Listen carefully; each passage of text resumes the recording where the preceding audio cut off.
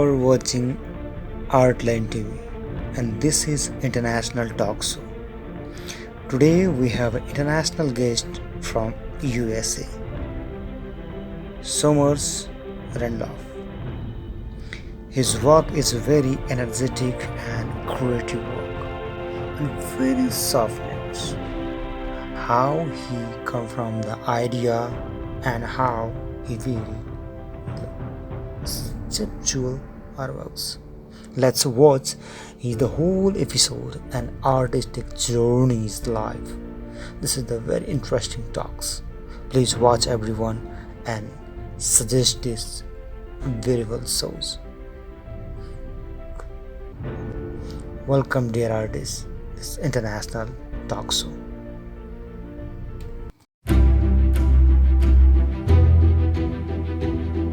My name is Somers Randolph. I am a stone sculptor. I'm a fine artist. I have been carving stone since 1972, and I've been refining my own vocabulary of forms for 40 years. There's a particular woven triple piece that I have been carving since 1977, and I saw it in a line drawing in a philosophy periodical. And I looked at the line drawing and I thought, I can carve that. And I've done it ever since. Fell in love with that shape. There are two of them here. I can honestly tell you that I am a master stone carver. I don't have any problem with that statement because I know how to carve virtually any kind of stone. And they are all different. I love the idea that when you take a stone piece home, it is your piece and you're the only one that has it. Stone has a inherent value in its uniqueness. So it is the only piece that will ever look like that. The one of a kind, the only nature of stone is pretty special. I'm carving something that's gonna last, if it's cared for, longer than anybody we know, longer than any building that's been built. If people care for it, it's going to go down through the generations way past my name, especially granite pieces. When I carve in granite, it's something that will outlast everything we know.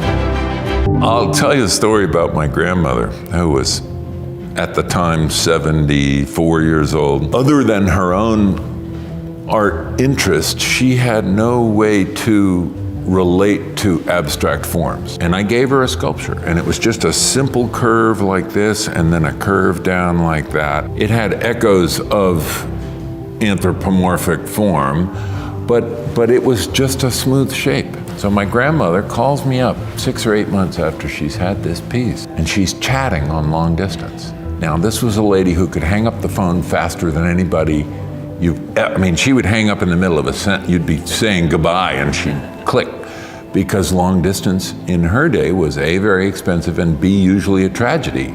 She called me up and she was, oh, this and this and this and this and this. And it was so different that I called her on it. And I said, Ganny, you are chatting on long distance. What is up? She had called me to confess. She says, Somers, it is the strangest thing. I have a relationship with that piece of sculpture. It's one of my top 10 compliments of my life, that she recognized that she and the stone had something going on. You know, it was because it was completely out of left field for her. And she ended up building a mirrored niche and looking at it in the morning and looking at it in the evening and turning it and doing all her things.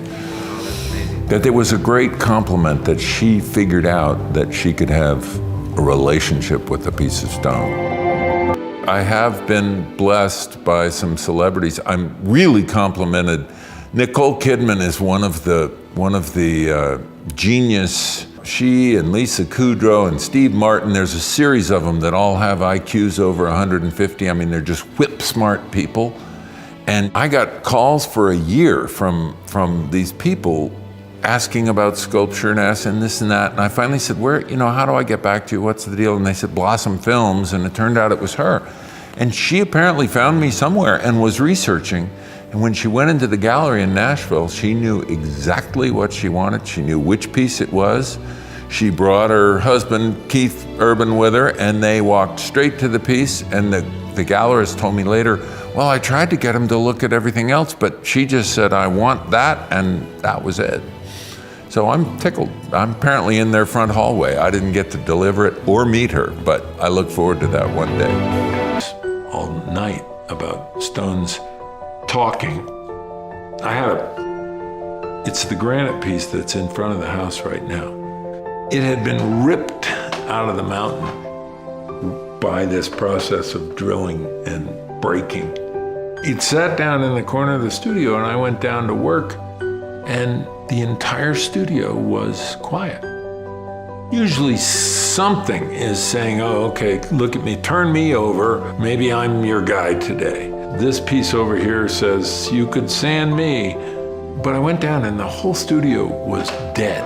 And I'm not, Joe Woo-Woo Santa Fe has not won me over yet, completely. But the whole studio was quiet for a week.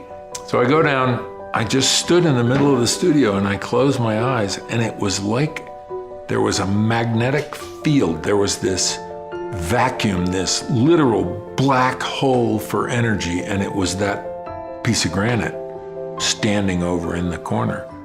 And I went over to it, and it was upset. I mean, it was mad. And I don't know what, a mad stone, but there it was. And I put on the right blades, and I sliced the corner off like this, and I broke off all the corner, and then I took the rough diamond cup wheel and smoothed it over, and then I took every grit all the way up to like 5,000 grit on the corner, just a space this big. When the corner was polished, the whole studio came back to life.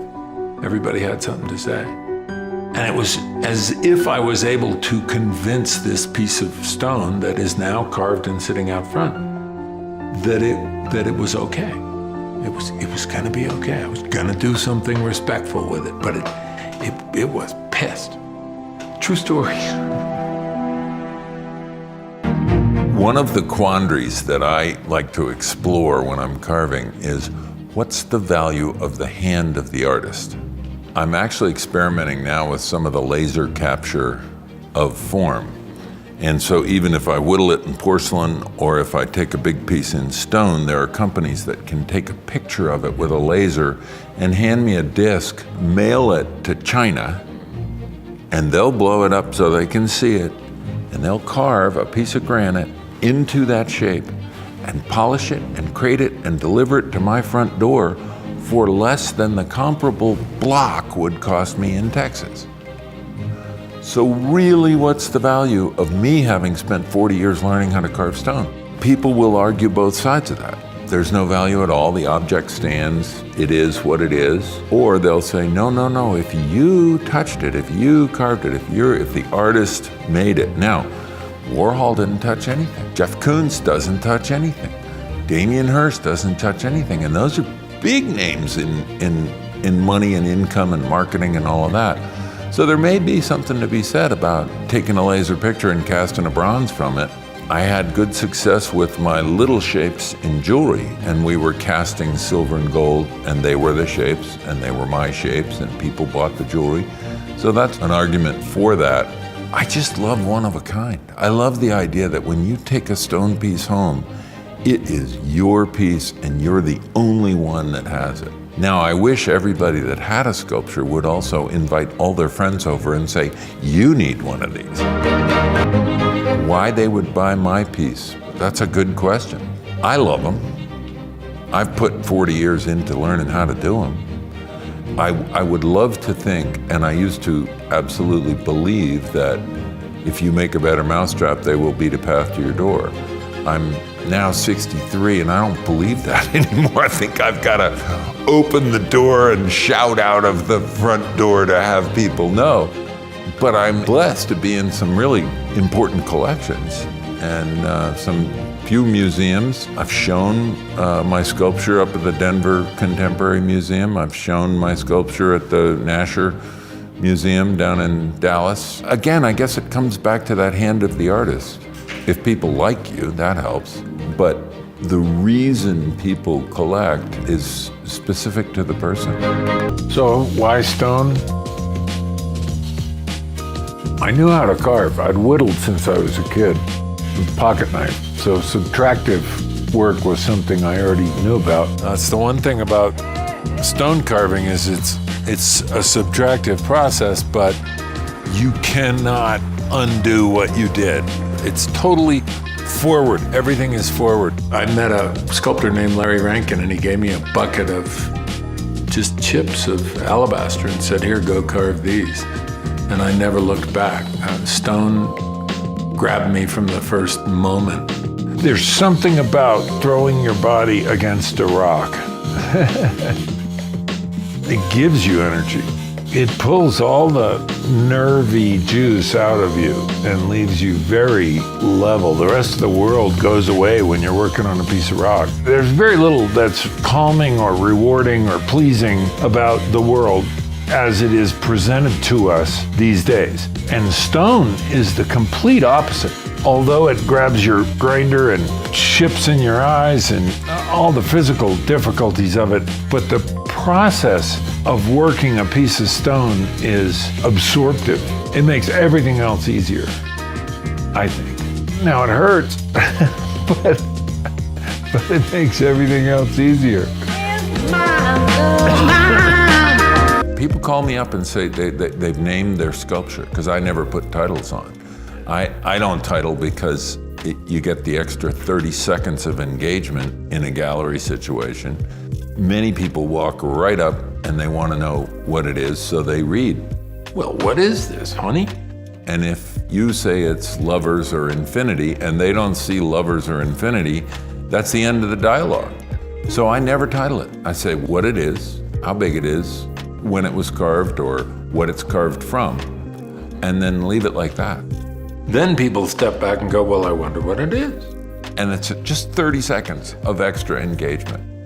You get to name your kids and your pets, and you ought to be able to name your sculpture. I mean, if it's something you have in your house that you're going to pass on to your kids, I've got 1,000 names for them. It's not, when I say untitled, and I tell galleries now, don't say untitled. I say it doesn't have a title, but don't put untitled, because untitled is the worst title in the world. It means the artist didn't have the brain to decide what he was making. I've decided 1,000 times by the time I'm done, but I don't want to put a title on it. I don't think the title matters. You say, where do you think it is? What does it remind you of? What does it look like? Because they've got to create their own bond with the item. Challenge is you want to get to your shape fast. And if this stone, which has been creating itself for X number of millions and billions of years, decides it doesn't want to be what I wanted to make it, it breaks. You go bink, bink, bink, bap, and you go, I broke it.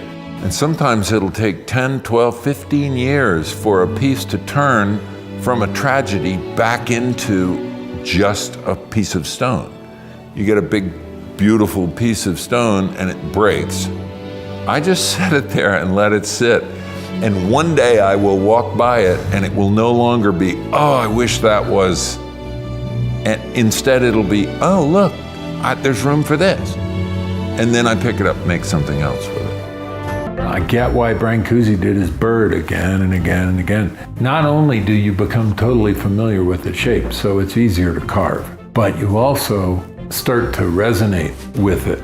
You start to understand it. You start to be it. It's really interesting the 10th and 12th and 15th time you do the same shape. It's like meditation or something. You get better at it as you do it. I think of it as chasing form. I want a perfect form. The people that are engaged in replication, I get bored just watching the guys teaching me how to carve letters and how to do it all perfect and how to measure. I'm not interested in that. I'm a lot more attracted to the intellectual challenge, trying to make something look like it belongs in the world that hasn't ever been in the world before. I don't know, I like my loops and curves, man. I want the stone to dance. I don't want it to be exactly what it was. Chestnut became an answer to my frustration trying to sell contemporary sculpture in Nashville and not quite being able to make it.